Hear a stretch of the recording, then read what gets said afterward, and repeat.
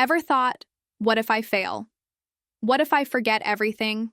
Or, what if this goes worse than last time? You're not alone. These anxious loops are common, and they pull your focus away from the present moment. In this lecture, you will learn how to catch what-if spirals in real time, flip them into action-based thinking, and build mental habits that shift your focus from fear to control. This lecture also includes simple yet powerful ways to manage anxiety as it happens, so you can stay sharp, steady, and confident under pressure.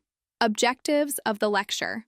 By the end of this lecture, you'll be able to recognize anxious what-if thoughts for what they are, reframe fear into practical actions using even if, I will.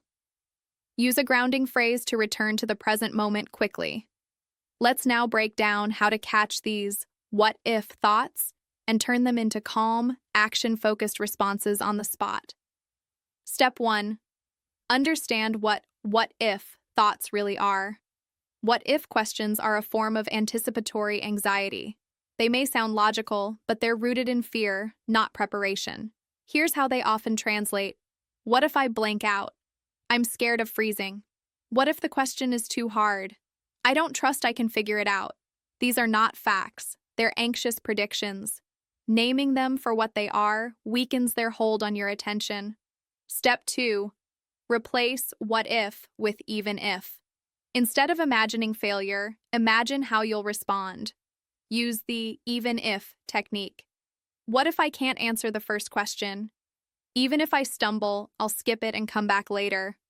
What if I panic? Even if I panic, I'll do a breathing reset and keep going. This keeps you grounded in action, not fear. Step 3. Turn worry into a quick plan. Use this simple 3-part formula.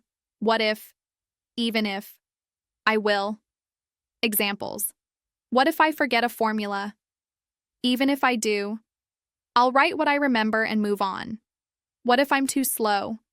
Even if I run out of time, I'll prioritize high-mark questions first.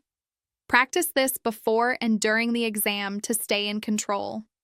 Bonus tip: use a grounding phrase. A short personal phrase can snap you back to the present when anxiety kicks in. Try, this moment matters. Answer what I see, not what I fear. One question at a time. Repeat it silently to reset your focus.